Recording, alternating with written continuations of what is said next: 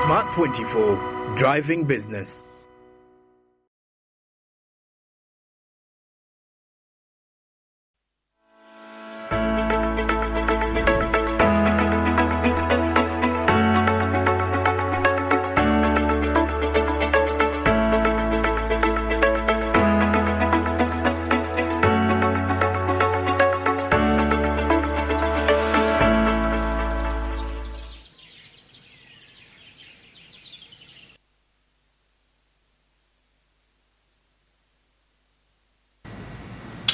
Well, it's exactly 3 minutes past 9 a.m. and of course this very time we're getting straight into our business insight. And this time around we have to take a look at the Uganda Printing and Publishing Corporation. That is before the course. Quite lots of course committees have been before in here. Lots of international related, government related agencies, and in terms of accountability and so many other aspects, and quite lots of interesting information coming in as a result. But of course, before we get there, don't forget all this is powered by Altex, and of course with Zabu in partnership in that way. As you yesterday, star 292 hash, and of course you'll be availed with quite lots of options. You can buy government bonds and company securities. That is on Altex, and definitely you will be in position to get yourself a side income with just as little as 15,000 Ugandan shillings. Of course, the market's opening at 8:15 a.m. Of course, as I speak, you're already in operation till 3:15 p.m. That is East African time, except on the weekends when they don't operate, on the public holidays when they're not operating. Zabu, my money, my future. Altex East Africa, do something new. Of course, it's 2023. Why are you still hustling when it comes to getting side income? Zabi is here to make it that very, very easy for you. Well, now let's get into our business insight this morning, taking a look at the Uganda Printing and Publishing Corporation before the Kosase Committee. And of course, when we return, we shall be joined with quite a panel in here discussing these very matters, and of course, many other related insights in that matter. Stick around. As a committee, we normally do our mandate as per the Auditor General's report. And this very company has issues of making losses, issues of management. And from our interaction, the first mistake is that wrong people are appointed. People are not the right people in the right place. The MD now, who is acting, his job was an editor, a news editor or a press editor. Now, without any explanation, the gentleman now is the MD. MD is the panopticon of the organization. He's the head. But because he's somehow misplaced, he's not doing his mandate. To worsen matters, the company has no board. According to the records, the board is the minister, who is the chairman of the board, at the same time a minister. And he cannot manage the two offices. Now, in terms of board functions, a board is supposed to give direction. A board is supposed to handle policies. So there are no policies, there is no direction, and the company is in dilemma. Then finally, the company entered a joint venture with the government. And the company was bringing in money, government was giving land as its contribution. Now, the land which was valued using a government valuer, after 2 years, when they are making a contract with the company, they did not revalue the land. But for the company, it did the revaluation after 2 years. Instead of land appreciating, it instead depreciated, because the value of the land by the government was higher than the value of the land by the Germans or the company that was investing. Now, onset, because they did not do revaluation, government lost 1.5 billion. And the German company, even without doing anything, they made a profit of 1.5 billion because of government not doing revaluation to get the value of the actual land. And now, because of that, the Auditor General is asking questions. Why didn't you revalue the land? And the accountant here is saying he gotten some figures from somewhere which he was feeding in in the computer, I think, to balance the balance sheet. So that is the problem at hand, that the government has lost 1.5 billion because of mistakes made by people who are put in office, either on a political basis or not choosing the right man for the right job. So as a committee, we are still stuck with the team, but we thought the right person to answer this question should have been a minister who was promised to come on on Tuesday, and we shall be asking him questions why he has appointed former editors to manage companies which they don't know. And even there is a gap between what the company is doing and what these people are doing, because from the testimony of the gentleman who is the acting director, he's saying he does not get information about what is happening in our investment. So meaning that there is a problem, government has invested money and nobody is seeing what has been invested, and that's why from the books of accounts, this company is making losses. And when we look at the trend, I think in the next 3 years, this company should have closed because it is making a lot of losses and there is no progress. But importantly, the company lacks a direction, it lacks a brain, it lacks a head, it lacks policies, because it does not have a board of directors in place to manage the affairs of that company. Not at all. You see, this is a government corporation, and we are seeing a lot of money squandered under a joint venture with a German consortium, under which we formed a new company, Uganda Securities Printing Company. And you know, we see a lot of irregularities in this joint venture.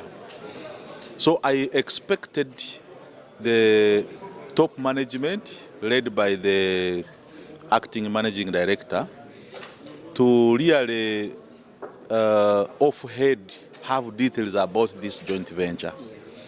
So I was very disappointed that the acting managing director, first of all, we are not represented at the board currently. We are not represented at the board of this joint venture, and yet as UPPC, we are the majority shareholders.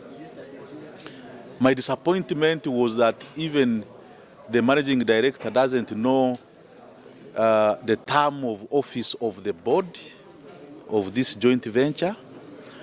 He doesn't know who represents us at the board.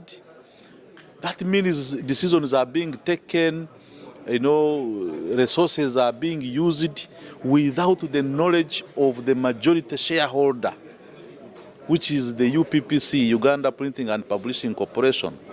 And we are talking about billions of shillings that we have invested in this joint venture. And you see, if the acting managing director and the corporation secretary do not have information about what is happening in the joint venture, then who knows? My disappointment was also that, we had invited the minister who is responsible for this corporation, the minister for the presidency, and the minister has also not come. We don't know whether the minister is just hiding away, but I know she cannot hide away forever. We shall have to get her to answer. We are talking about billions of shillings of taxpayers' money. This is a government entity.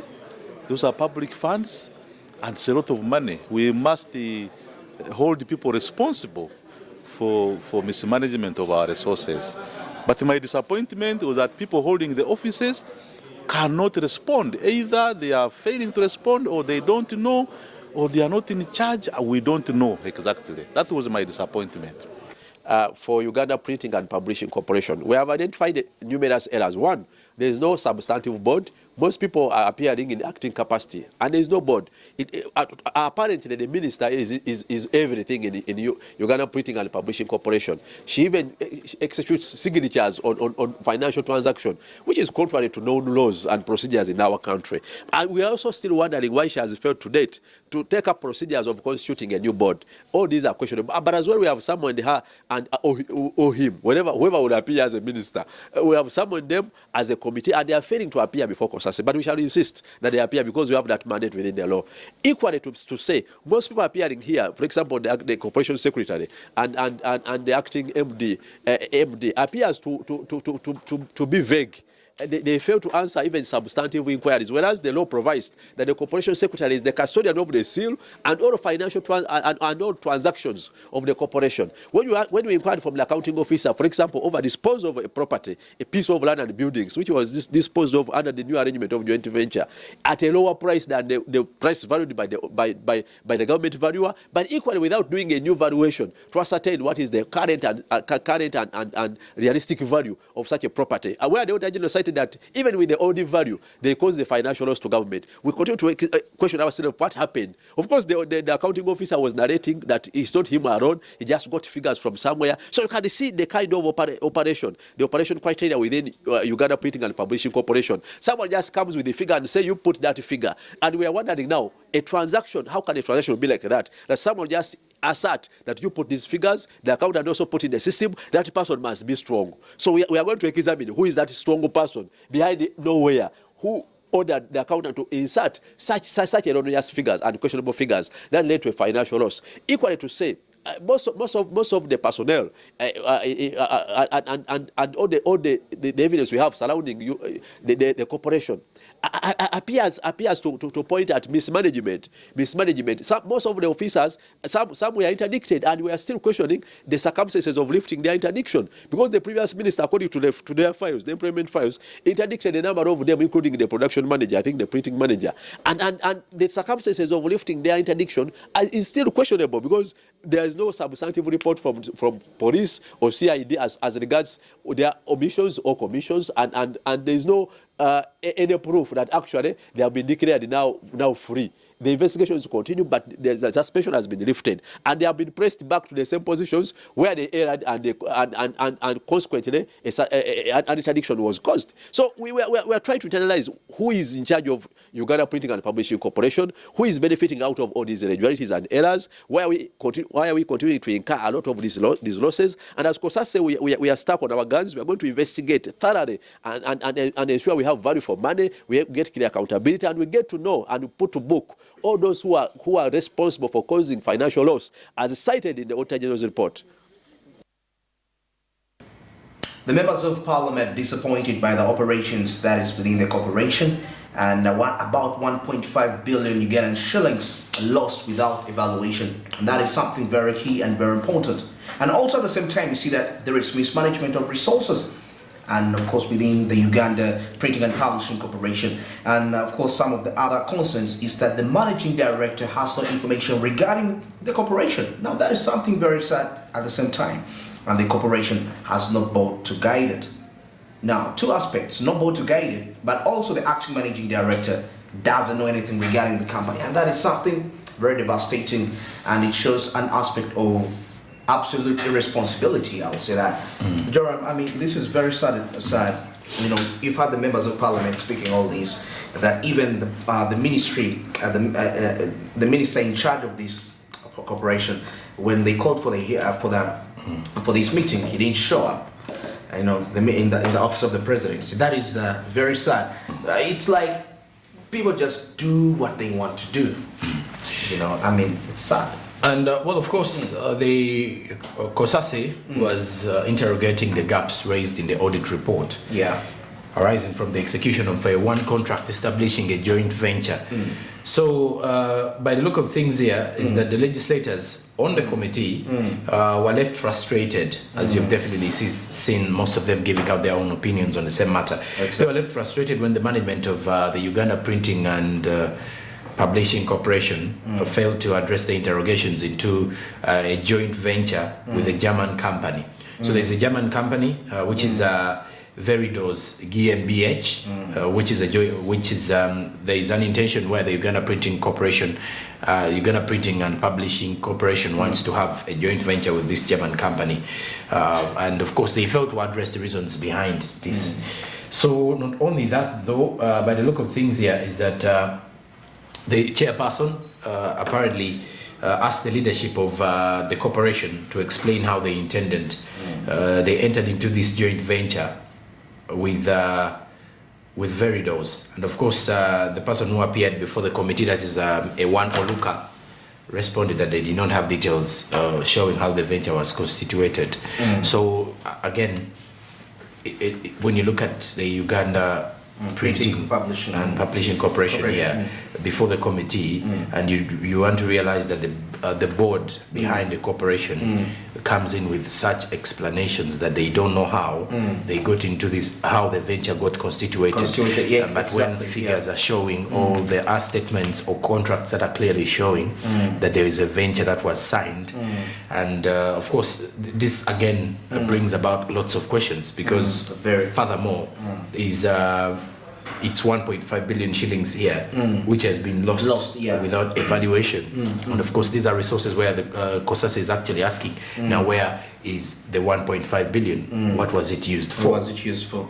Because these are all questions that need to be answered. Okay, very, very true. I know the fact that, you know, these are public operation. These are taxpayers' money that run these agencies, and it's quite very, very sad. But of course, we hope as the case progresses, more of this will be made clear, because I mean, to me, what really cut me off was the aspect that even the people that are into this particular industry don't know what they're. I mean, the managing director doesn't know. They totally agree about the corporation they are running. I think that brings us back to the aspect of competency when it comes to putting people into those respective places. As in, why should you manage something that you don't have an idea about? Why should you be made a managing director when you have no idea about that field that you're trying to operate? I think that causes the reason as why there is lots of loopholes in the system, irregularities being put in there. Literally, it's more like they become like some sort of money laundering schemes at the end of the day, by not serving their intended purpose regarding that. But then we anticipate, we hope it really comes out very, very efficient in terms of how the accountability is put before. And of course, a great thanks to the COSASE committee, really doing quite great. Lots of, you know, checks from these related government corporation agencies in terms of accountability, because in Africa at large, not only it's not just a Ugandan problem, but it's a continental problem when it comes to accounting for what you have been given, accounting for your office, accounting to that ever since you were put into that position, what is that thing that you have done and put yourself into that to ensure that, you know, there is some sort of great efficiency. Okay, well, as we're summing it this up, just in case you just joined us, the Uganda Printing and Publishing Company was put on spot, that is for causing a reported loss of 1.5 billion Ugandan shillings to the government. And now we see that the loss stems from undervaluation of land used, that is as stake for shares in Uganda Securities Printing Company. That's with the Germany company known as Veridos. Now the government valuer had valued that is the land at 10.6 billion. But Veridos offered its own valuation of 9.1 billion shillings, which, of course, the company accepted.